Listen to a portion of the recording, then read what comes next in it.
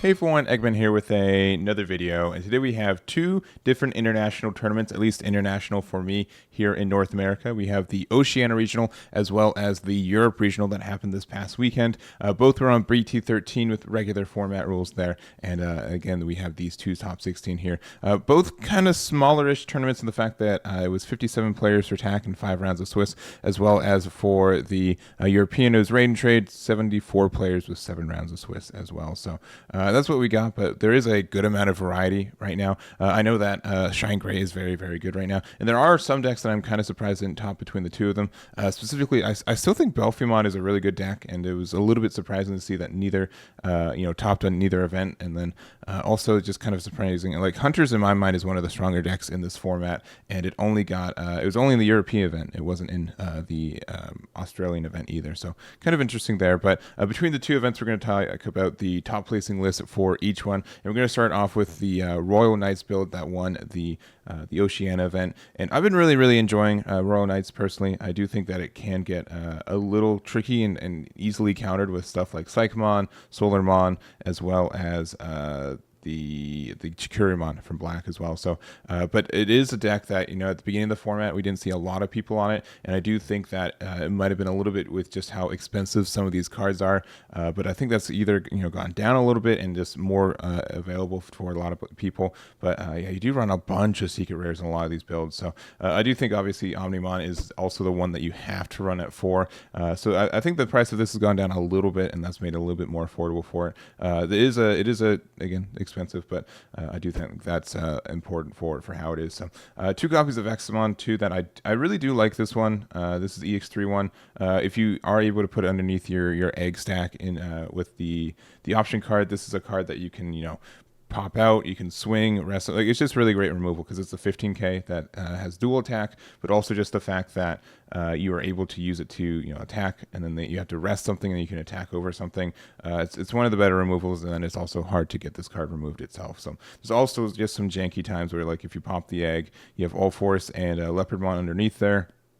You can swing, and then you can do the DNA and go through there. So there's that. There's also the add of Lonky, which I don't see as often, but it is kind of neat, especially since you can put it underneath there with Kantarismon, which is kind of nice. And then no copies of the Porcupamon, which, you do have 2 copies of Crimson Blaze and Marcus, which is okay. The only issue is that, like, with Marcus, with Crimson Blaze, it is good for popping like the Psychmons and everything, but you have to have like Marcus out first for most of it, because if you don't have it established, like there are some times I guess you can pop it out and you get a red source and then you can play Crimson, but getting the color requirements for this can be kind of tricky at times. So anyways, this is the list. Congratulations to Allan for their finish there. And then looking at the first place list for the EU event, this is I'm going to say this wrong, Nattavut with their ShineGreymon. And I don't have a lot to say about ShineGrey. In general, I think a lot of people have their own opinions of that. It's very good, and sometimes they just do not like playing against it. And honestly, it really kind of breaks down to a lot of the time, is ShineGrey winning or not, right? I feel like they're always kind of the decider for the match for most matchups, just the fact that they have so much aggression, and if they see their pieces, they're good. And honestly, okay, I gotta say, like, I think this GeoGreymon is really good. I think this is a card that might have to limit to, if I was to adjust the deck, I think this is the card that I would kind of focus on. It's so good. It's so good. And I don't know what it is. There's always a tamer. There's always a tamer security. I've very rarely have seen this card whiff, which is really crazy, with only 8 tamers in it, in the deck. But this is the one that kind of catches me. And then obviously it works with the idea that there are effects that let you put tamers back into your security when they get KO'd. So that's or deleted rather. So that's kind of the idea for it. But I think that just the generic power of this is a little bit too strong. So otherwise, there has to be best deck in format. I don't have to deny with it. And there's obviously been more oppressive decks in the game, I think, right now. But I know a lot of people are saying like the Marcuses are too good too, and maybe limit 1-1. But honestly, I think the GeoGrey is what's on my mind for something that, if anything was to change, which I don't think that's going to happen, honestly. But we'll see if that's the case. But anyway, strong deck, and congratulations to Nattavut for their finish there. Next up, we have Jayson with their 4th place Blue Flare.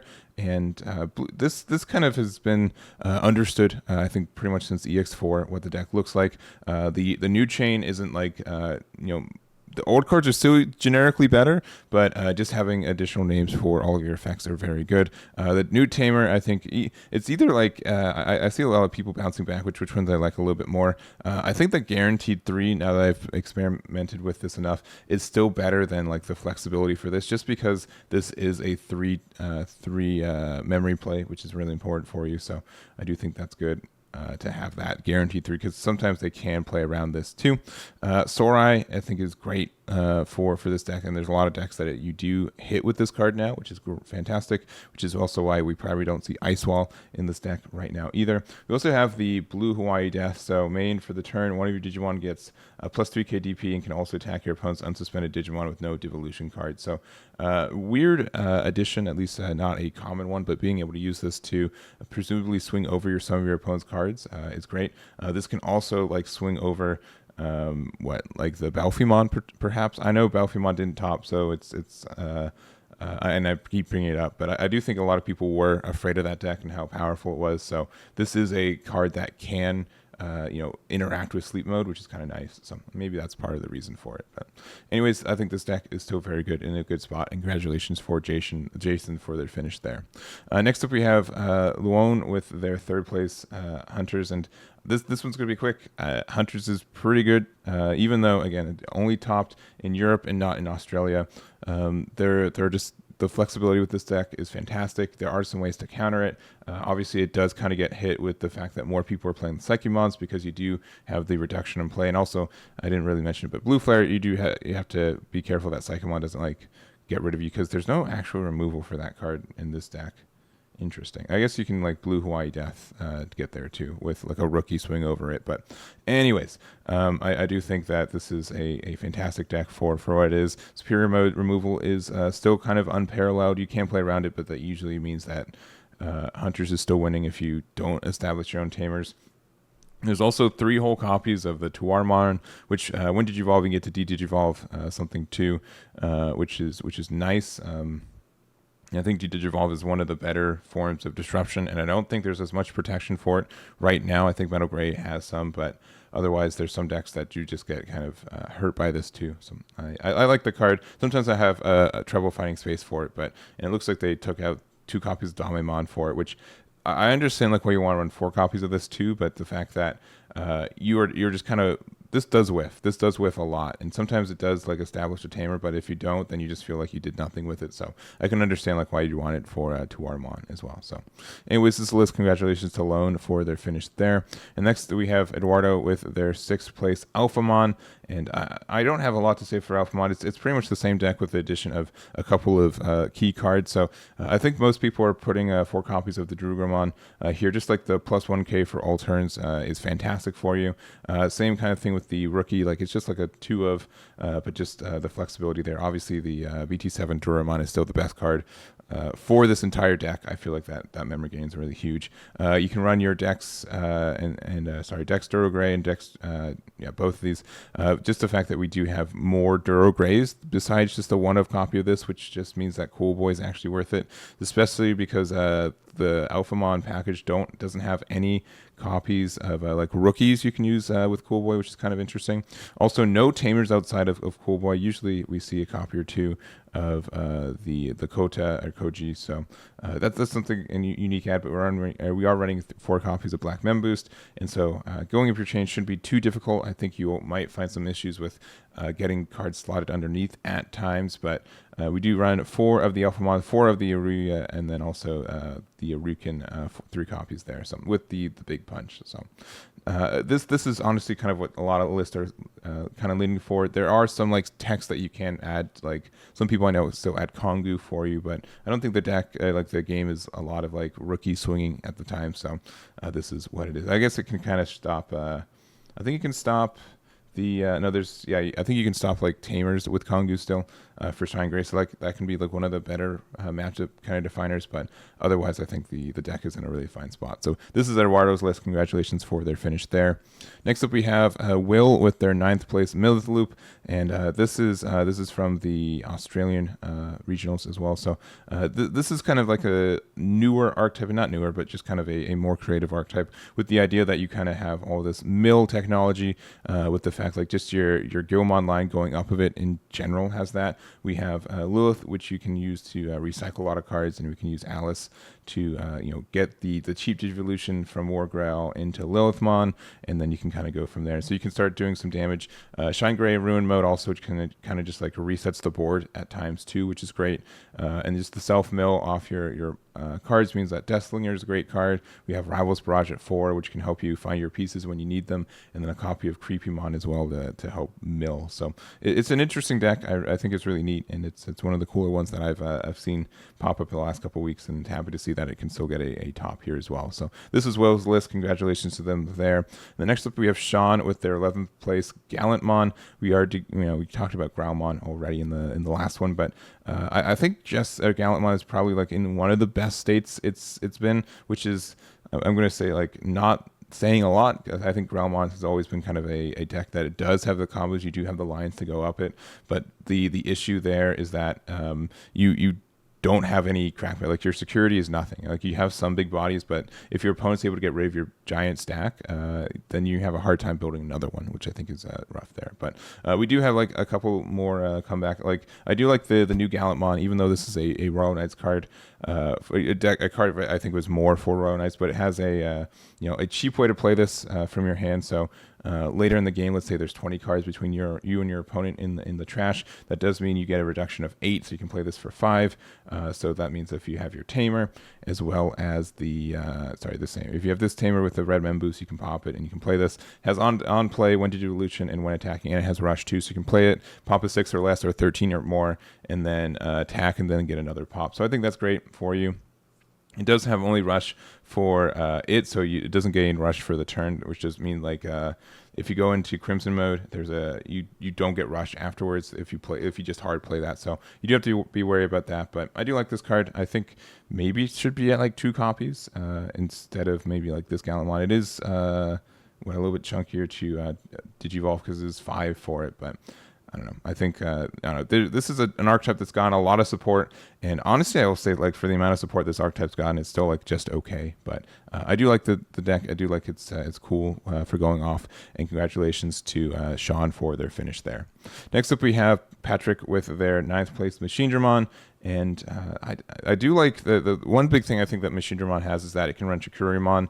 That this is just an obnoxious card for again you to deal with. It doesn't work. It doesn't have any synergy with the archetype besides just being a black rookie, which is enough like that you need for it anyways. But there are a lot of decks I think that does get impacted by this card, and you really don't get impacted by it because of the fact that your Machinedramons are more of just using the effects to get like the reduction after the fact, so you don't have to worry about the reduction in digital. You just get like the memory back. So you obviously get hit by memory blockers, but you're not affected by all these reduced play cost counters. So which I think a lot of people are running more of these now than like Gazimons and Modoki Betamons. They're still existing, but I think more people are leaning on these. So you do get some advantage from that too. But otherwise, I think this deck is it's probably one of the better control decks in the game.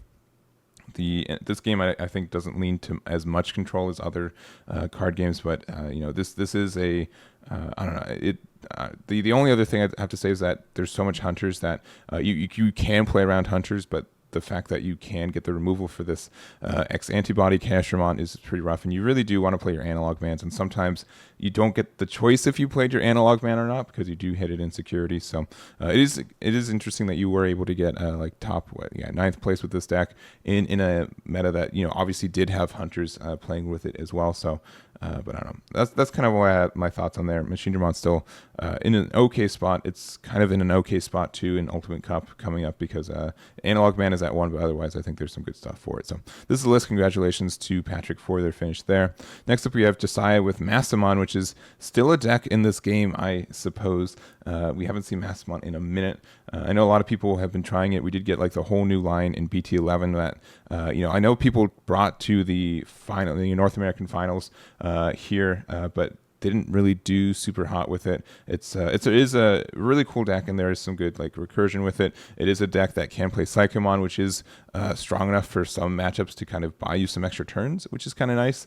But I don't know. This is this has always been a deck that has like your high ratio of just cards that you like to run with and use with. So the easy ones are Gallantmon at 4, a good amount of Lady Devs and Antramons. You have to kind of jump between the two of them. 4 Mastemon's fall down mode, which can get some recursion, which is nice. And Ordini, which I always feel like this card is really neat to get off, but like at the same time, if you can play this card, then I feel like you've probably had better things to do anyways, but it can get some good removal and health. It's just kind of, it's chunky and in the fact that it's hard to play a lot of the time. Death, like it feels like it's good when you're already winning because you have to have 2 level 6 stacks out. Death Exmon, reinforced memory boost, the Flame Hell Scythe, 2 purple moment boost, 4 cast degradation, which obviously is probably still one of the best security bombs in the game. 3 copies of Mirage as well as the Kari as well. So I'd like to see what the matches for this deck were. I do like Mastemon a lot. It actually is one of my favorite decks, but it is kind of clunky and slow in this current format, and I really don't know what would be a good way to reinvigorate this deck in a more modern format either. But anyways, this list, congratulations to Jessiah for their finish there. And then next up we have Tim with their 13th place red hybrid. I don't have a lot to talk about this deck besides we do have like the one of copy of Marsmon. So this does have raid, and it does have when Digivolve you get to blitz, and then also your turn once per turn when one of your Digimon attacks target is switched and unsuspended, you get to gain 1 memory for each of your red tamers in play. So this is something that you can kind of go up your line, and this can interact with your opponent in the fact that if they have like it's always going to be Alphamon, but the fact that you can swing and then you can raid into Alphamon is pretty strong for it. We do see that with WarGreymon all the time. Now, if they do have like the discard 2 and they can play a blocker and they can block with the Alphamon effect, then you're in a bad spot. But you get to do this. It's only Digivolve for 4. You usually will have red tamers out. My guess is that most of the time you'd have. You go up your line with this because if you start with 3, you can go 2 into any of your hybrid ones, 1 into Alphamon, and you can go into there. So this doesn't have.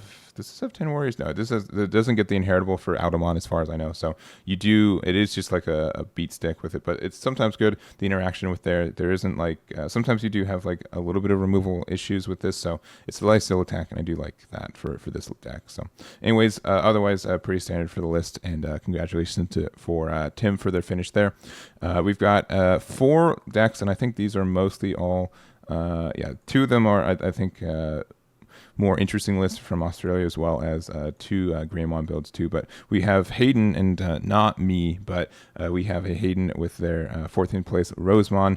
And this is traditionally what would be a Bloomlord deck, but we don't see any Bloomlord. It's with the new package with the Yoshino and like just the Lalamon, the Sunflower, and then the Lila into the Rosemons. But honestly, I really do like this Yoshino for what it is. I know a lot of people are still playing Mimi, which is just kind of showing the strength of a set 2, or I think set 1. I think it's set 1. Yeah, set 1 card.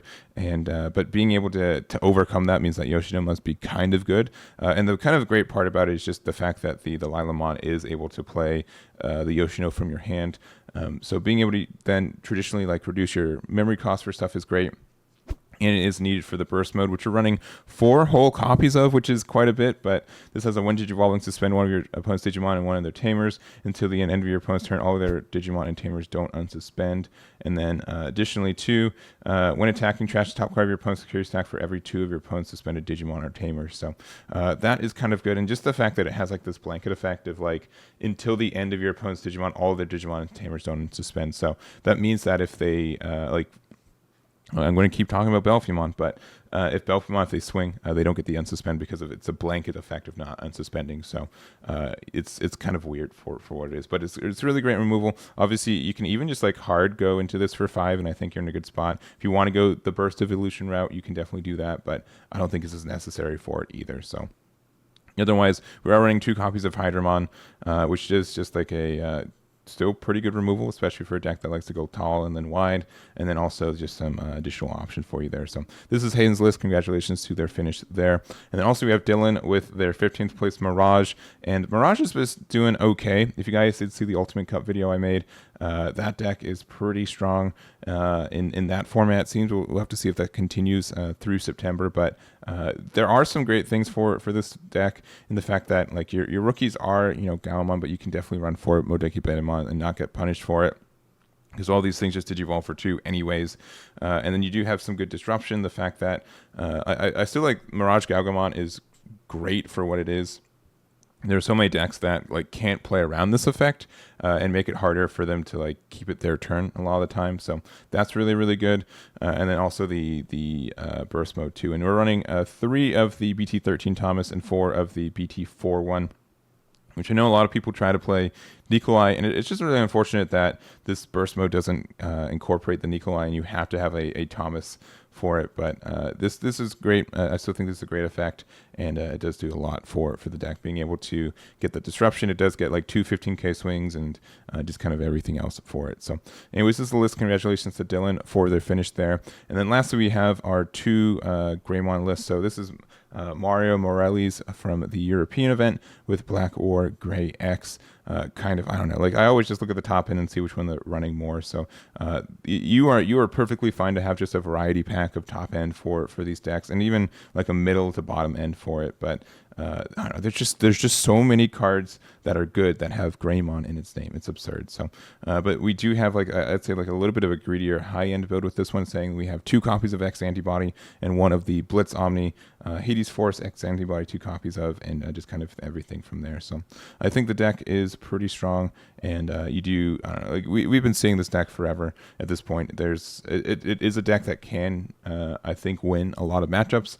You are at the whim of seeing your pieces, and obviously Greymon X Antibody at 1 does make the deck a little bit weaker in since obviously for the last couple months, but I think that's still like a pivotal difference between us and the Japanese format. So this is their list there, and then to kind of wrap it up, we do have the 16th place list from the TAC event. So this is Sean's list here with the Greymon, and this is more of the WarGreymon package here. So able to use the raid and like get the unsuspend for this, which is great. So you can do a lot with this build. You do also have like 1 copy of like the WarGreymon and also Black WarGreymon for similarly like the Tamer destruction and everything that goes with it. So this one's obviously more aggressive and has like that kind of idea that you can do a lot of damage and kind of go for an OTK with it, especially since we do have this Security Attack +1 Greymon. We have the tie that also gives the Security Attack +1 and go from there. But it's also interesting to see with like kind of like the WarGreymon, the X Antibody is, I'm 99% sure this is the one they used, but the fact that you're able to use this and you don't have like the BT10 one, because that one I think is more aggressive for ending the game. But this one, you can have like these really, really tall stacks in Greymon, and then you can just kind of prevent your opponent from attacking with it. So you can attack with the WarGreymon. You can use X Antibody to go into this guy. You don't get the win attacking effect for this because it's misses the timing, is kind of what I've been telling people, but you do get to have then this, trashing 2 to prevent a card attack, which is pretty good there too. So that's that there. Congratulations to Sean. And we are done with this video. I know this is a little lengthier one because there were a lot of individual decks, but hope you guys enjoyed it. Again, thank you very much for watching. If you guys want any of these deck lists, they are on my website, so make sure to check that out. And that is going to be it for me. So again, thank you for watching, and I'll catch you all next time.